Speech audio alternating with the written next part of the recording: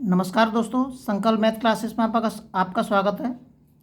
हम कर रहे हैं लाभ हानि और इसका प्रथम भाग मैं आपको बताने जा रहा हूँ। आपको किसी भी प्रकार के सूत्र का इस्तेमाल नहीं करना है। जो हमारे साधारण सिंपल जो हम रोज़ाना जानते हैं उन्हीं चीज़ का इस्तेमाल करेंगे। क्रय मूल्य या लागत मूल्य एक ही चीज़ है, इसको इंग्लिश में कॉस्ट प्राइस कहते हैं। विक्रय मूल्य, जिस चीज़ को हम बेच रहे हैं उसको विक्रय मूल्य कहते हैं, जिस चीज़ को खरीद रहे हैं उसको क्रय मूल्य कहते हैं। क्रय मूल्य को इंग्लिश में कॉस्ट प्राइस कहते हैं, जिस चीज़ को बेच रहे हैं उसको विक्रय मूल्य कहते हैं, इसको इंग्लिश में सेलिंग प्राइस कहते हैं। बेचने पे हमको जो लाभ हो रहा है इसको इंग्लिश में प्रॉफिट कहते हैं। हानि इसको इंग्लिश में लॉस कहते हैं। जो हम लाभ निकालते हैं ये एक नॉर्मली चीज़ है कि जब हम किसी लाभ को निकालेंगे तो हमने जितने में बेची है सेलिंग प्राइस में से और जितने की खरीद के लेके आए हैं हम उसको घटाएंगे तो हमें लाभ पता चल जाएगा। जब मैं इसको प्रतिशत में कन्वर्ट करूँगा, परसेंटेज में कन्वर्ट करूँगा, तो सबसे पहले ये देखूँगा कि मुझे लाभ कितने का हुआ है। ठीक है, और ये जो लाभ हो रहा है वो किस पे हो रहा है? कॉस्ट प्राइस पे हो रहा है। हम कितने की खरीद के लेके आए हैं। कॉस्ट प्राइस हमेशा नीचे आता है, चाहे लाभ हो या हानि।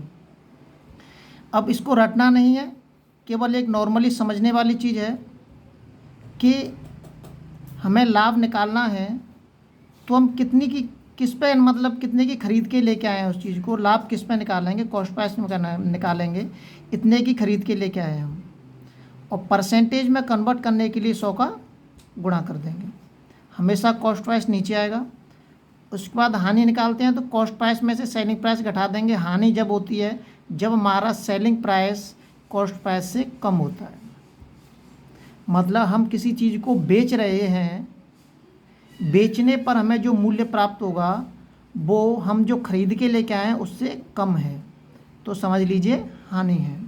या हम ऐसे भी निकाल सकते हैं कि हानि निकालेंगे तो सेलिंग प्राइस में से अगर मैं कॉस्ट प्राइस घटाऊँगा तो जब मैं सेलिंग प्राइस में से सेलिंग प्राइस कम होगा मेरा। जब हानि होगी तो सेलिंग प्राइस कम होगा। किससे कम होगा? कॉस्ट प्राइस से। तो सेलिंग प्राइस में से कॉस्ट प्राइस घटाऊंगा नहीं, मैं कॉस्ट प्राइस में से सेलिंग प्राइस को घटाऊंगा, ज़्यादा में से कम को घटाऊंगा। तो जैसे ही घटाऊंगा तो वो चीज़ माइनस में आएगी, क्योंकि कॉस्ट प्राइस माइनस में, तो माइनस में आएगी। इसका मतलब मुझे हानि हो रही है। और हानि के परसेंटेज में इसको कन्वर्ट करेंगे तो हानि कितने की हानि हो रही है और हानि किस पर हो रही है? कॉस्ट प्राइस पर हो रही है हमें। और प्रतिशत में कन्वर्ट करने के लिए 100 का गुणा कर देंगे। किसी भी चीज़ को रटना नहीं है, ये तो एक नॉर्मली चीज़ है जो हम रोज़ाना करते हैं। कितने की चीज़ हम खरीद के लेके आ रहे हैं, कितने में बेच रहे हैं, परसेंटेज में कन्वर्ट करने के लिए 100 का गुणा कर देते हैं। ये तो हमें रोज़ाना प्रयोग करते आ रहे हैं और सभी जानते हैं इस चीज़ को। इस पर आधारित मैं आपको एक सवाल बता देता हूँ। एक वस्तु 500 रुपये में खरीदी, एक वस्तु खरीदी कितने रुपए में? 500 रुपये में। अब जो जिस चीज़ को हम खरीदते हैं वो क्या होता है? हमारा क्रय मूल्य होता है।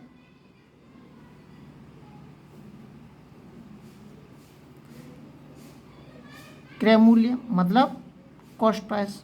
कॉस्ट प्राइस कितना दे रखा है? 500 रुपये दे रखा है। 600 रुपये में उसने बेचा है। बेचने का मतलब विक्रय मूल्य।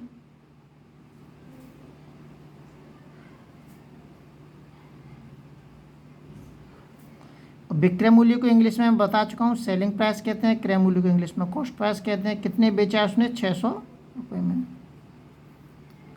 अब हमें साफ दिख रहा है कि वो 500 रुपये में खरीद के लेके आया और 600 रुपये में वो बेच रहा है, तो उसको लाभ साफ दिख रहा है हमें कि लाभ हो रहा है हमें।